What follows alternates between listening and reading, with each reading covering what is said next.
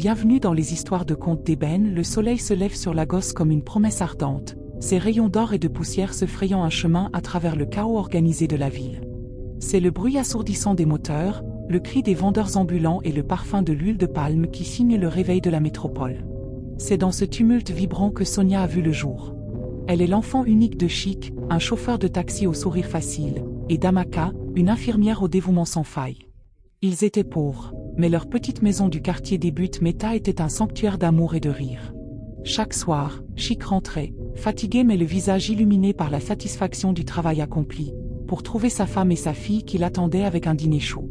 Sonia grandissait sous le regard bienveillant de ses parents, une petite fleur précieuse arrosée de leur affection indéfectible. L'amour était la seule richesse qu'ils connaissaient, et elle en était le plus beau fruit. Le 15e anniversaire de Sonia fut l'un des plus beaux jours de sa vie. Sa mère lui avait confectionné une robe en pagne sur mesure, et son père avait ramené un énorme gâteau au chocolat, un luxe rare. Le soir, après avoir célébré, Chic l'embrassa sur le front. « Sois toujours ma princesse, ma Sonia » lui dit-il. C'étaient les dernières paroles qu'elle entendait de lui. Quelques heures plus tard, un appel fracassant au milieu de la nuit brisa leur bonheur. Chic avait eu un accident sur la route d'Ijebu-Ode, sa voiture percutée de plein fouet par un camion. Il n'avait pas survécu. Le monde de Sonia et d'Amaka s'effondra. La lumière quitta la maison des Buttes Meta, remplacée par un silence glacial. Amaka, la tête haute, refusa de céder au chagrin. Elle redoubla d'efforts à l'hôpital, multipliant les heures supplémentaires, doublant les gardes de nuit, sacrifiant son sommeil et sa santé pour subvenir aux besoins de sa fille. Mais Amaka était une femme fatiguée et son corps, martyrisé par un rythme de vie effréné, commença à montrer des signes de faiblesse. Face à son impuissance, elle prit une décision douloureuse. Elle confia la surveillance de Sonia à sa sœur, son Onti Tinu. Onti Tinu vivait dans un quartier plus aisé, loin du tumulte des Buttes Meta. Son appartement était luxueux, rempli de meubles coûteux et d'une télévision à écran plat géant. Mais l'ambiance n'avait rien à voir avec la chaleur du foyer de Sonia. Tinu, une femme d'une beauté saisissante mais au regard dur, était une escorte comme elle se présentait, un euphémisme élégant pour désigner une réalité bien moins reluisante. Elle avait un sourire d'or et des bijoux qui brillaient comme des étoiles, et elle dit à Sonia, le jour de son arrivée, « Tu ne diras rien à ta mère, hein? C'est notre secret. » Sonia, d'abord innocente et naïve, devint une spectatrice silencieuse de la vie de sa tante. Elle voyait défiler les hommes, des hommes d'affaires aux politiciens, des hommes mariés, des hommes riches, tous des clients qui venaient dans la chambre de sa tante pour des raisons qu'elle ne comprenait pas, mais qu'elle devinait. Elle assistait à la dépravation, au défilé incessant de clients qui entraient, souriaient, puis disparaissaient. Les voix, les rires forcés, les cris parfois, résonnaient dans la nuit, et Sonia, tapie dans sa chambre, ne pouvait pas dormir. Cet exemple de vie, cette promesse de richesse facile, resta gravé dans sa mémoire d'enfant. Puis, le second coup de massue. Amaka, épuisée par son combat sans fin, mourut des suites d'une maladie développée par son mode de vie stressant. Sonia se retrouva seule au monde, sous la tutelle de son Onti Tinu, qui devint sa seule famille. Le deuil de sa mère fut court, car Tinu, plus pragmatique, lui dit « Maintenant que ta mère n'est plus là, tu vas te concentrer sur tes études et sur ton avenir.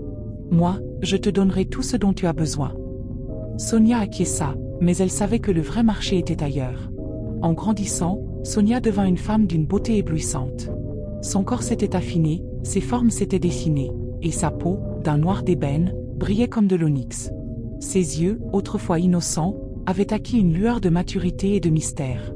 Les garçons du lycée, attirés par sa beauté, se bousculaient à ses pieds, mais elle les ignorait. Mais le plus dérangeant, c'étaient ses professeurs, qui, dans des gestes déplacés et des mots suggestifs, lui faisaient des avances. « Sonia, ton avenir est brillant », lui disait l'un d'eux, les yeux sur son décolleté, « mais pour y arriver, tu dois faire des sacrifices. » Sous la pression de ses copines, elle commença à douter. Ses amis, issus de familles riches, se moquaient de ses vêtements simples et de son manque de moyens. « Tu es si belle, Sonia » lui disait-elle. « Tu pourrais tout avoir, si tu voulais. » Sonia, qui voulait désespérément se sentir acceptée, commença à fréquenter des clubs et des bars, imitant sa tante, vendant son corps pour un peu d'argent. Elle commença à se perdre, la tête remplie de doutes et de remords. Mais l'argent coulait à flot, et avec l'argent, venait la fausse acceptation de ses amis. Un jour, elle rencontra l'homme de sa vie. Du moins, c'est ce qu'elle pensait. Il s'appelait Emeka. Il était séduisant, charismatique et semblait sincère. Il la traitait comme une princesse, lui offrait des bijoux, des sacs à main coûteux, et lui promit de la sortir de ce milieu, de lui offrir une vie digne d'une reine. « Je ne te juge pas, Sonia, lui disait-il, je vois en toi la femme que tu es vraiment, une femme digne d'amour. » Sonia, qui avait tant désiré cet amour, tomba amoureuse. Elle l'aimait avec la passion d'une femme qui a connu la misère et qui veut s'en sortir. Emeka lui proposa de s'installer avec lui dans une grande maison à Lekki, un quartier huppé de Lagos. Elle accepta, heureuse de quitter son passé. Ils vivaient une vie de luxe, une vie qu'elle n'avait jamais imaginée. Mais au bout de quelques mois, les choses devinrent étranges. Emeka était souvent absent, il recevait des hommes louches qui parlaient à voix basse, et il avait des regards étranges, des regards de mort. Sonia essayait de ne pas y penser, de se concentrer sur son amour, mais la peur s'insinuait dans son cœur. Puis, une nuit, sa mère lui apparut en rêve. Amaka portait toujours son uniforme d'infirmière, mais son visage était blême, ses yeux vides. Elle lui tendit la main, une main froide et vide. « Fuis, ma fille, lui dit-elle, d'une voix lointaine et plaintive. Il veut ta vie.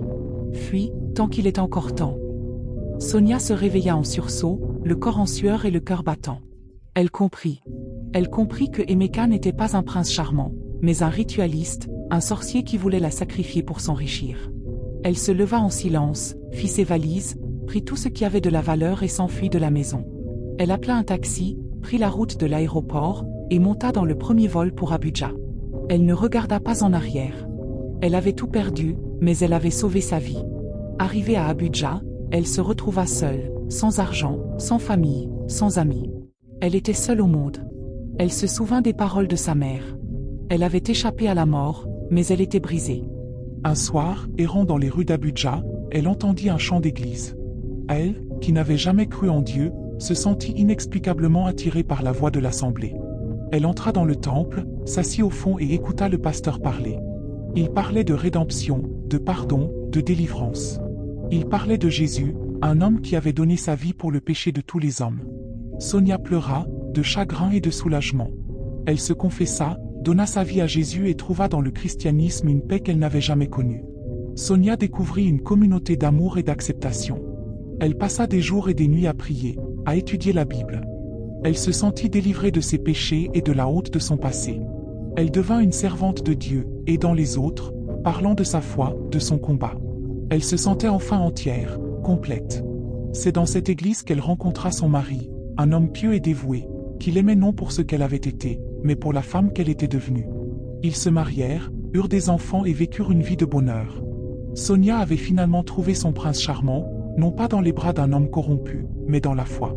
Cette histoire nous enseigne que même dans les moments de désespoir les plus profonds, la dignité et la rédemption sont possibles. La véritable richesse ne se trouve pas dans l'argent facile ni dans le luxe illusoire, mais dans la foi, l'amour inconditionnel et la pureté de l'âme. La vie peut nous faire tomber, nous faire des choix désespérés, mais nous avons toujours la possibilité de nous relever, de trouver la lumière et de choisir la délivrance. Merci d'avoir suivi cette histoire. N'hésitez pas à t'abonner pour de nouvelles. À la prochaine.